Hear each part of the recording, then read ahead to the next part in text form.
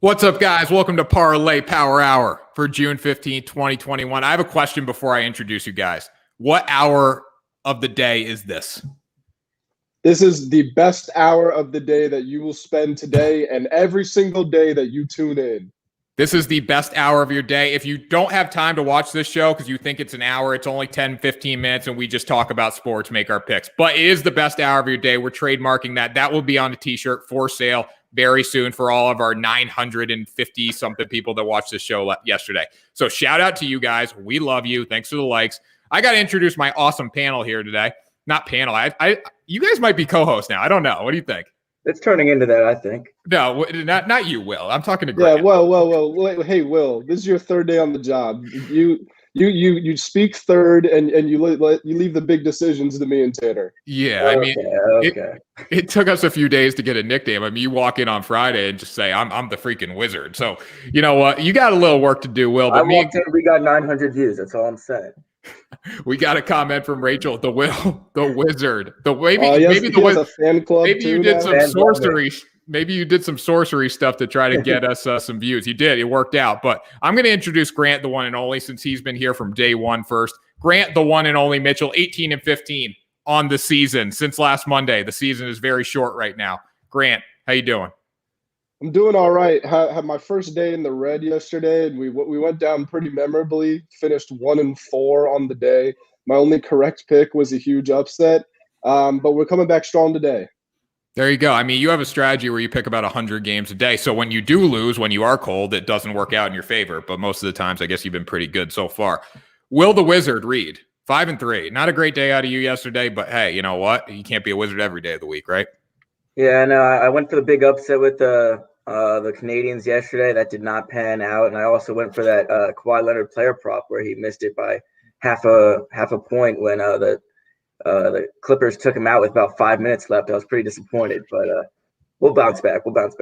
Hey, you know what? That happens. And everyone, all the hecklers, all the haters, because I know you're out there. I know you're coming, even though we didn't get one thumbs down on our video yesterday. We don't pick easy picks on Parlay Power Hour. We go for the home run because we're trying to make you money. We're trying to make you retire. We're not trying to make you take your family out to dinner for the night.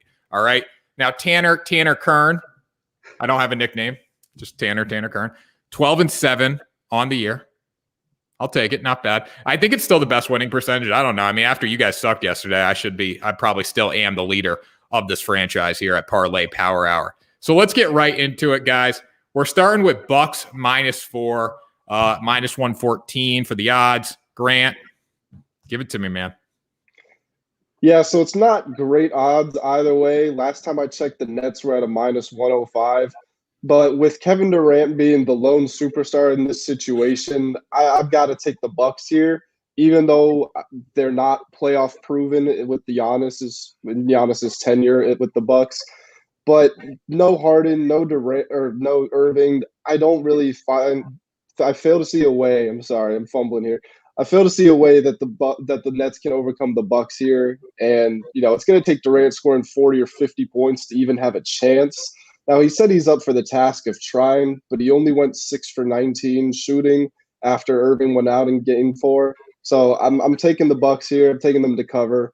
I think it might be a low-scoring game. Tanner makes fun of me for picking all the bets. I avoided the over-under on this one, but I think it might be a little low-scoring, and I'm going to take Milwaukee. Yeah, I mean, I would say I like the Nets at +4 better. I mean, I know they got all the injuries right now, but I think Nets at +4 is a little more appealing to me right now. What about you, Will, the Wizard? I know you had a rough day yesterday, but talk to me about this one. Yeah, I'm with you, Tanner. I like that Nets +4. The Bucks, I believe, have been 0-3 against the spread on the road this postseason, and they have not done too well. That Nets +4, despite them being without Irving and Harden, I think they'll have some big games, obviously, from Kevin Durant. I think Blake Griffin and Joe Harris will step up, so I'm going to go with that +4. There you go. So we got two people for the +4. One, Grant, the one and only. That makes sense. He is the one and only for -4 for the Bucks. Mets -1.5. You got them on the run line at +130. They're playing the Cubs tonight. Last night, Mets deliver. I took the Cubs. They had a lot of value on the money line last night. I think it was like +150 on the money line. Mets actually beat them. What are you going to do? Cubs aren't that good at baseball. Should have realized that. Grant, why do you got the Mets at -1.5?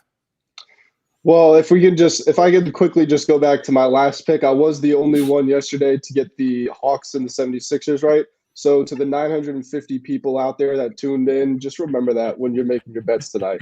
All But right. we'll get back to the Mets here. You got Mills on the mound for the Cubs, Walker on the mound for the Mets. Walker, of course, has a 2.03 ERA this season. They've been pitching it pretty well. The Mets won the first game 5-2. I'm just going to say that something like that happens again here. The Mets pull it out. I think they've been playing well. Chicago obviously is no slouch, but I'm taking the Mets in this one. Will, what do you think? I mean, there is good value here at the for the run line, but anything can happen in baseball, especially a game like this. Maybe Walker has his off day and has a bad pitching game, so I'm staying away from this one.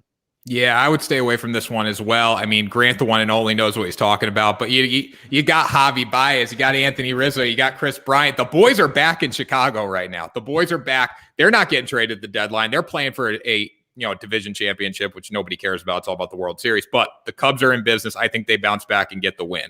And then Euro 2020 plus 160 France away. Nobody cares, but Grant does. Go for it.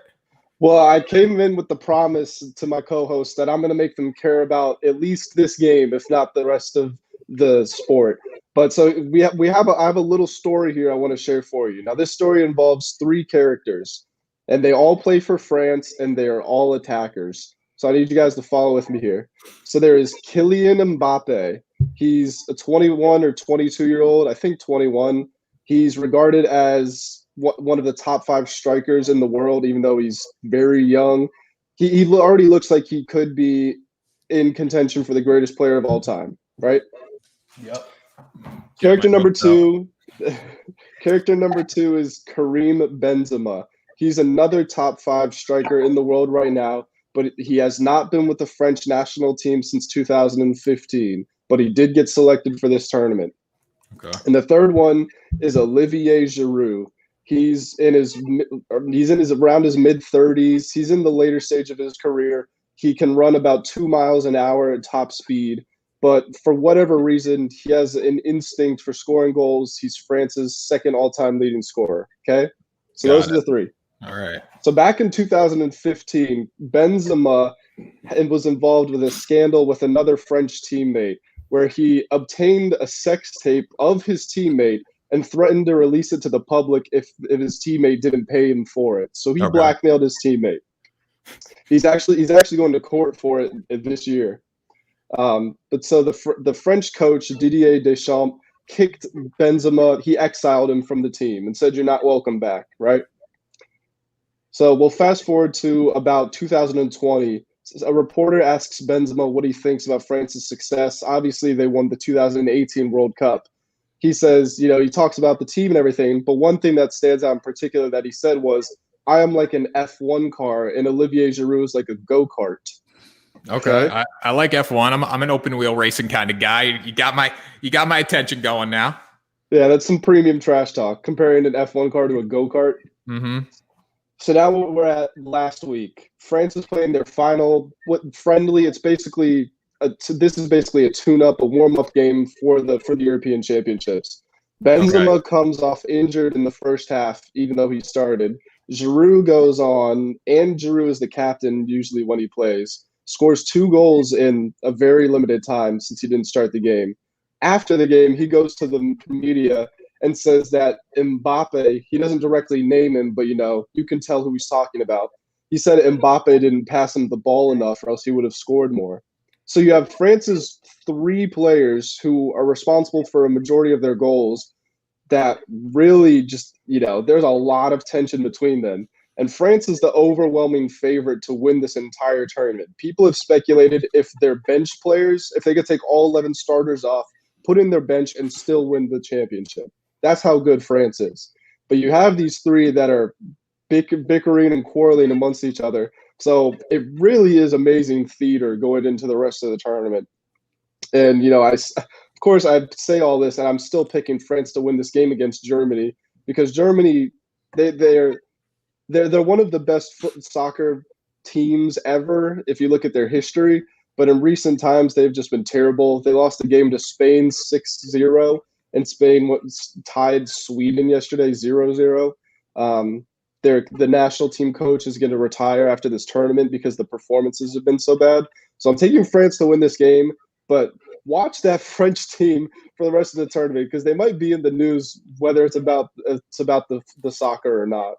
Okay, so that was the most exciting thing I've ever heard about soccer. I'm going to recap it. In college, like when I was a freshman, never knew how to take notes. Like, so that's why as soon as you started talking, jumped on it. Sophomore, junior, senior year was rolling out good grades. So here we go. We got Kylian Mbappe, Karim Benzema, Olivia Giroud. They all hate each other. Giroud can only run 2 miles an hour, but he's actually because he's a go-kart.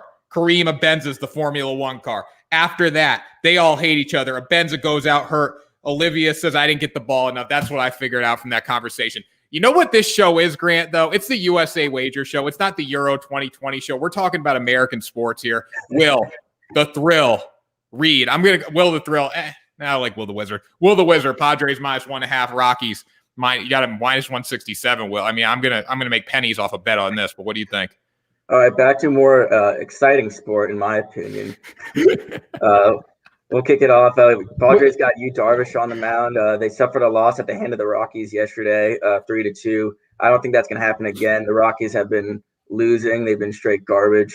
So I'm going to go with the Padres -1.5 here. Yeah, and I mean, I took the same thing. Padres -1.5. Tatis, bat flip. Darvish, strikeout. Hosmer does something tonight.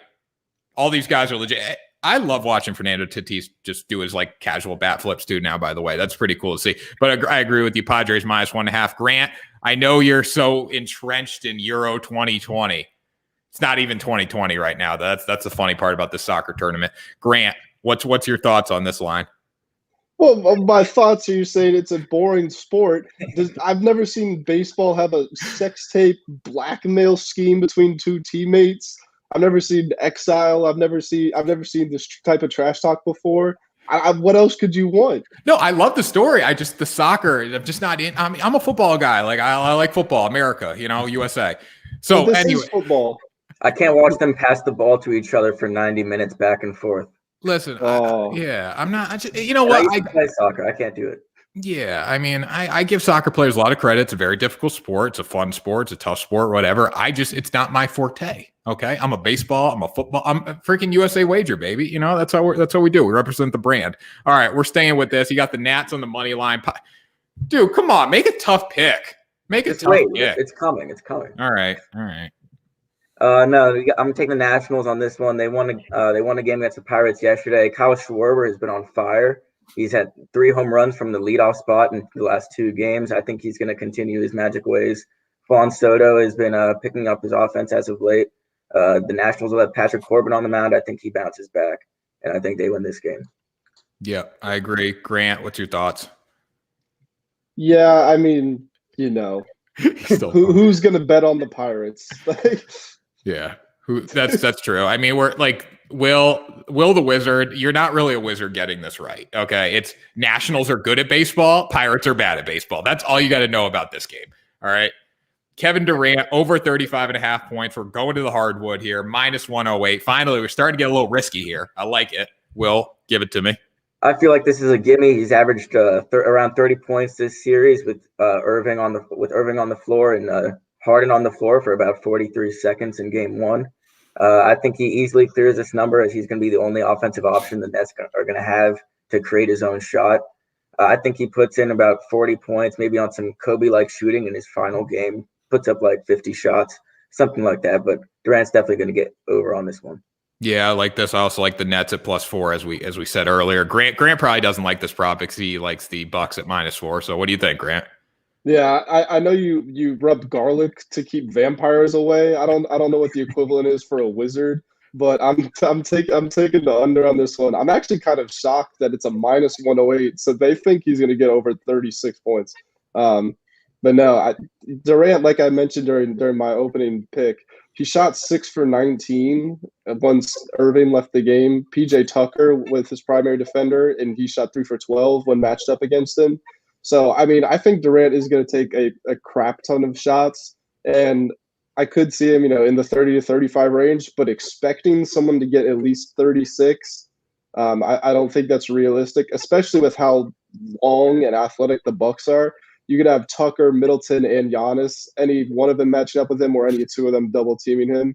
So, no, I'm gonna take the under here, Wizard. Big time players make big time plays in big game situations. That's all you have to know about this prop bet. Lightning -1.5. You got them on the puck line, +160. Finally, here's the plus money. Finally, we get a little danger in you. I like it. Here's a plus money, and I'm gonna pull Tanner here. Tanner's always calling the Dodgers the best team in baseball, while the Lightning are the best team in the NHL. Yeah, it's undoubtedly the fact, in my opinion. Even though there's only 4 teams left in this Stanley Cup race, the Lightning are far and away the best team. They got Stamkos, they got Kucherov. They're not going to go down 2-0 in Tampa Bay. They're going to win this one handedly against the Islanders. Yep. And now, if you guys like hockey, make sure to tune in to the Sports 2.0 network tomorrow night. Will and another one of our hosts, Amber, they're going to be doing a hockey update. So make sure to check that out. You can see the schedule on sports2.0.com. Free advertising right there. Grant, what's your thoughts on the Lightning -1.5?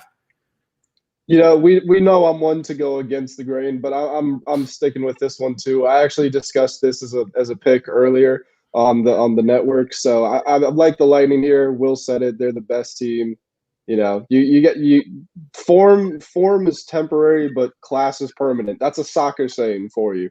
So I'm gonna take the Lightning here. I like that. I'm starting to like soccer. Maybe I'll turn on Euro 2020 today. Marlins money line +102. Now we're starting to get a little risky with me. All right, because I still have the best record on this show, and I make the toughest picks. Just throwing that out there. Marlins money line +102 against the Cardinals. Cardinals beat the Marlins yesterday. You know what? The Cardinals should beat the Marlins. They're a better baseball team. Why are they not going to beat them tonight, Will? I don't know. You give it to me. Trevor Rogers. Trevor freaking Rogers. That's why. 7-3 on the season, low 2 ERA. He's going against Kim tonight for the Cardinals. It doesn't matter who the Cardinals throw. They could throw Jack Flaherty against him. I'm still picking I know Jack Flaherty's hurt right now, but making a point here. Dramatic effect. The Marlins, Trevor Rogers. That's all you got to know. He's a star. He is the franchise player moving forward for them. I know they can't hit the ball. Listen, I have a better chance of hitting the ball than half their lineup right now in the big leagues. But I'm going to say it. Marlins money line tonight because of Trevor Rogers. They got to push across 2 to 3 runs. If they can do that, they get the win. Then I'm going back. I'm betting another single A team tonight. Why am I betting all these terrible baseball teams? Because I think it's the right move. That's why. Casey Mize on the mound for the Tigers on the money line, +114. Mize has not been great this year, but you know what? He's a youngster. He's going to be the franchise player there moving forward. He can pitch. There's no doubt about it. He can pitch. He's going against Mike Minor for the Royals. Very difficult matchup tonight. Tigers blew the Royals off the field last night. I don't think they're going to blow them off the field tonight, but you know what? Tigers money line +14. That's got a lot of value to me. It's better than taking the Royals at like -150, like these two guys would do here. So I'm going to go with the Tigers. What's your thoughts on this game tonight? No, I think it's a solid pick, especially with the odds that they're giving you on it. Like you mentioned, the first game was a blowout, and I do think this one will be a lot closer. But if you're taking them on the money line with those odds, yeah, I'm in. What's up, Will? Yeah, I'm a big fan of Casey Mize. I think he's really special. I'm liking him to pull out the win in this one against the Royals. Yeah, I'm Mike Minor. I think Mike Minor's pretty special as well, but Casey Mize, I'm a Casey Mize guy. I'll buy your jersey if you win tonight. That's what I'll say. I'll give you a little commission on that. All right, guys. So that does it for today's episode of Parlay Power Hour. What hour of the day is this? It's the best. It's the best hour. Damn right it is. Best hour of your day. We're having that. That's going to be on the back of the t-shirt. We'll go Parlay Power Hour, and then the back is just going to say the best hour. So make sure you subscribe to the Sports 2.0 network, guys. Got a lot of great content. We're on Twitch as well. We're on Twitch. We're going worldwide now, baby. You got to love it. Grant, Will, any final thoughts for me today? Well, I just, if we do get those t-shirts, can I get one with my face in the middle, and I'll wear it every morning? Yeah, of course. Well, we'll get the 3 faces on there. Will might go on the back because he's still got to. I don't know if his contract says he's a full-time player yet. I think he's got to do a few, like 10 shows, right? And then he gets evaluated. Is that how it works? Yeah, we haven't discussed his percentage either on the merchandise, so yeah. we'll deal with that later. Yeah, Will, what do you think? Grant just wants his face on it so he can feel more special, even though his record is the worst. But That's okay. We're getting heated here on Parlay Power Hour. Make sure to join us tomorrow for the best hour of your day. That's right. If you're at work, turn on Parlay Power Hour. You're going to love it. We're going to make you some money. So that does it, guys. Hope everyone has a great day, and we'll talk to you tomorrow.